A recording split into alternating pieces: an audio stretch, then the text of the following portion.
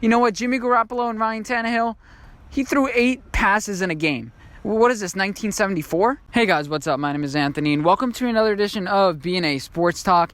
Now, I recorded a video earlier today, but PFF ended up coming up with another banger. So let me show you guys. Just gets beaten into the ground, but we got to talk about Eli. Is Eli a Hall of Famer? I don't think so. I think Giants fans, should be happy that they won 2 Super Bowls with him. I think it's a successful draft pick, and the 2 Super Bowls are far above the median expectation. But no, I mean, the issue is like there are just so many more quarterbacks. Phillip Rivers, for example, who are far more deserving. So Phillip Rivers, you think, has a better case? Absolutely. Phillip Rivers has been one of the best quarterbacks in the NFL for an extended part of time. How many times do we have to teach you this lesson, old man? I love the young people. Okay, so I'm going to have fun with this one. PFF thinks that they're reinventing analytics, they're reinventing sports, but really they're not. Really they're not. They're looking at all the numbers, but really all PFF is good at is giving some more context with offensive tackles and corners. That's all they're good for. They don't understand the little intricacies of sports. They don't understand the leadership. They don't understand the galvanizing a team to win 2 straight Super Bowls. And the fact that they say Phillip Rivers has a better case than Eli Manning is despicable. That's the word. It's despicable. How do you wake up, look at yourself in the mirror, and think that, you know what, Eli Manning is not a Hall of Famer. Screw all the Super Bowl victories. Screw all the yards that he's accumulated in passing yards. He's been available and won the starting job for 16 straight years, pretty much. Screw all that. Phillip Rivers, what does it say if Phillip Rivers gets in the Hall of Fame and Eli Manning doesn't? That says, you know what? Wins and Super Bowls, they're not important. You know what's important? We'll have a little bit more, few more yards per game, a few more touchdowns per game, a little less interceptions. Eli Manning and Derek Jeter are very much the same. A lot of errors Derek Jeter had in the field. Not really the best fielder. Eli Manning, a lot of interceptions, a lot of fumbles. But they came up clutch when it was time. When it came calling, they both felt like they knew the way.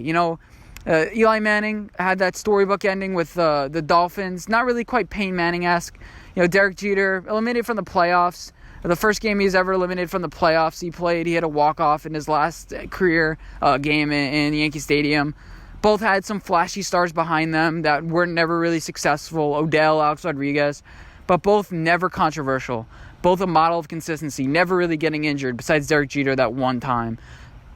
And they accumulated their stats, 57,000 yards for Eli Manning, 3,400 for Derek Jeter, and both were just as good in the playoffs as they were in the regular season. Eli Manning had that bad 2016 run, you want to say, when Odell dropped the passes. Alex Rodriguez wasn't clutch with, Derek Jeter and a couple of them. Alex Rodriguez won World Series championship, and that was 2009, where he actually played decently. And, yeah, so the fact that Eli Manning got that many yards shows that he was consistent, he always showed up, he played the game right. And another thing, Aaron Rodgers, look what he did. He gave up on his team in the middle of a playoff run. He didn't dive on that ball. You think Eli Manning would get away with something like that? No, he fought with every single breath he had against the 49ers, against the Packers. He gave everything he had. And with Odell, he gives up on his team as well.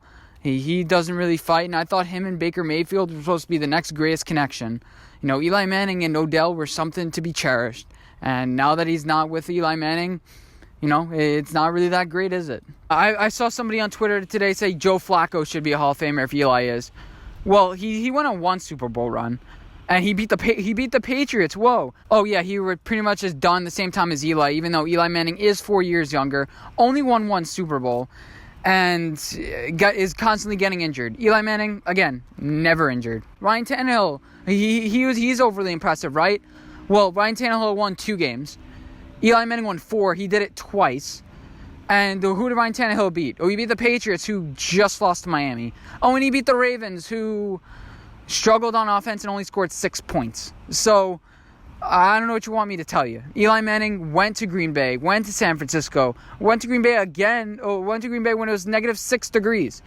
And he won those games. You can say the defense helped, but in that second year, that's the killer. That's the one that gets you. 103 passer rating, 9 touchdowns, 1 interception. beating Green Bay, who was 15-1. You know, well, we had a home game. Oh yeah, but you won 24-2. You know what? Jimmy Garoppolo and Ryan Tannehill, he threw 8 passes in a game. What is this, 1974? Well, what is this? Eli Manning was asked to do it, and he did it.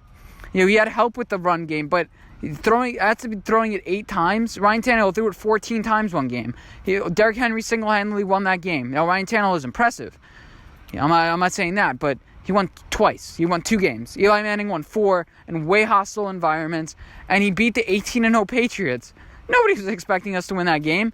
Then the Patriots had 2 weeks to prepare for us, and we still beat them. 2 teams had 2 weeks to prepare for us, and we beat them, and we did that twice.